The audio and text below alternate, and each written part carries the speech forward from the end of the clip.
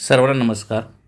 आज आपण इयत्ता 4थी व 7वी शिष्यवृत्ती परीक्षा एप्रिल 2026चा अंतरिम निकाल कशाप्रकारे पाहायचा, तो निकाल कोठे आणि कसा पाहायचा, तसेच निकाल रिझर्व्ह का दाखवत आहे याविषयीची संपूर्ण माहिती स्टेप बाय स्टेप पाहणार आहात.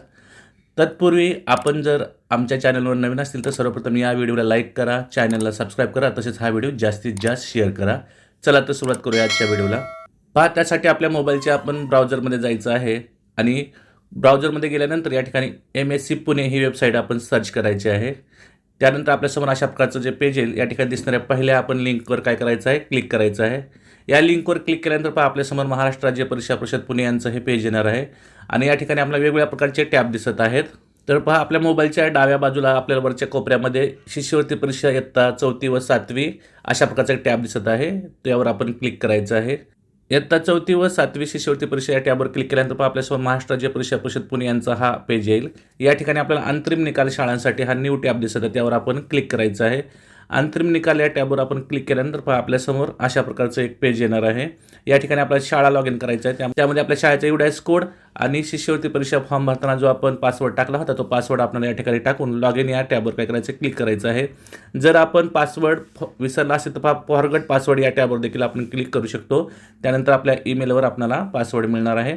पहा, या ठिकाणी महत्त्वाची सूचना आहे ते आपण वाचन करायचे आणि कंटिन्यू या टॅबवर क्लिक करायचं आहे. कंटिन्यू या टॅबवर क्लिक केल्यानंतर पहा आपल्या शाळेचा डॅशबोर्ड आपल्याला या ठिकाणी दिसणार आहे. सर्वप्रथम आपण हे जे पेज आहे तो डेस्कटॉप मोडला करून घेऊया. डेस्कटॉप मोडवर केल्यानंतर पहा आपल्यासमोर अशा प्रकारचं एक पेज येणार आहे. तर आता आपण विद्यार्थ्याचा निकाल दोन प्रकारे पाहू शकतो. संपूर्ण शाळेचा पाहू शकतो किंवा वैयक्तिक विद्यार्थ्याचा देखील पाहू शकतो. तर पहा, या ठिकाणी आपला सिरियल नंबर, सीट नंबर दिलेला आहे, स्टुडंट ID दिलेला आहे, नंतर स्टुडंट नेम दिलेला आहे. त्याला जर आपण डाव्या बाजूला जर आपण स्क्रोल करत गेलो तर आपल्याला या ठिकाणी सर्व आपल्या विद्यार्थ्यांची माहिती दिसत आहे. त्यांचं जेंडर दिसत आहे, त्यांचं स्टँडर्ड दिसत आहे, कास्ट दिसत आहे, पुन्हा फी संदर्भात माहिती दिसत आहे. तसंच अंतरिम रिझल्ट पहा या ठिकाणी आपल्याला टॅब दिसत आहे, त्यावर आपण व्ह्यू या टॅबवर काय करायचं आहे, क्लिक करायचं आहे. पाहता आपण एका विद्यार्थ्याची व्ह्यू या टॅबवर क्लिक केल्यानंतर पहा आपल्यासमोर अशा प्रकारे विद्यार्थ्याची शिष्यवृत्ती परीक्षेचा निकाल आपल्याला अशा प्रकारे दिसत आहे. त्यासाठी आपल्याला खाली ऑप्शन दिलेला आहे प्रिंट, तर आपण प्रिंट या ऑप्शनवर क्लिक करायचं आहे आणि PDF स्वरूपामध्ये आपण विद्यार्थ्याचा निकाल आपण अशा प्रकारे पाहू शकतो. सदर निकालाची PDF आपण सेव्ह करायची आहे. सेव्ह केल्यानंतर पहा आपण आता पुन्हा एकदा बॅक येऊया. बॅक या टॅबवर आपण क्लिक करायचं आहे.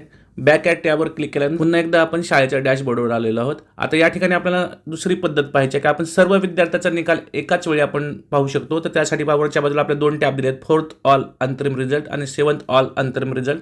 तर आता आपण इयत्ता 4थीचा जो 4th ऑल अंतरिम रिझल्ट आहे त्या टॅबवर क्लिक करायचं आहे आणि त्या टॅबवर क्लिक केल्यानंतर आपण एप्रिल 2026साठी आपल्या शाळेतून जेवढे काही विद्यार्थी परीक्षेसाठी बसले होते त्या सर्व विद्यार्थ्यांचा निकाल आपल्याला या ठिकाणी दिसत आहे. आणि खालच्या बाजूला पहा आपल्याला प्रिंट हे ऑप्शन आहे, त्या प्रिंट या ऑप्शनवर आपण क्लिक करायचं आहे आणि आपल्या शाळेतील सर्व विद्यार्थ्यांचा आपण निकाल डाउनलोड करून घ्यायचा आहे. पहा, या ठिकाणी जर आपण विद्यार्थ्यांचा रिझल्ट नीट पाहिला तर आपल्याला विद्यार्थ्याच्या रिझल्टच्या समोर रिमार्कमध्ये आपल्याला रिझर्व्ह दिसत आहे. तर रिझर्व्ह का दिसत आहे, तर आपण त्या विद्यार्थ्याची या परीक्षेसाठी जी असणारी फी आहे ती फी भरली नसल्यामुळे आपल्याला तो रिझल्ट या ठिकाणी रिझर्व्ह दिसत आहे. तर आजच्या व्हिडिओमध्ये आपण इयत्ता 4थी व 7वी शिष्यवृत्ती परीक्षेचा निकाल कशाप्रकारे पाहायचा, निकाल कोठे आणि कसा पाहायचा याविषयीची संपूर्ण माहिती पाहिली. मला आशा आहे तुम्हाला सर्वांना हा व्हिडिओ नक्कीच आवडला असेल. तुम्हाला जर हा व्हिडिओ आवडला असेल तर आपली शाळा या YouTube चॅनलला सबस्क्राईब करायला विसरू नका. पुन्हा एकदा भेटूया एका नवीन व्हिडिओसह. तोपर्यंत सर्वांना मनपूर्वक धन्यवाद.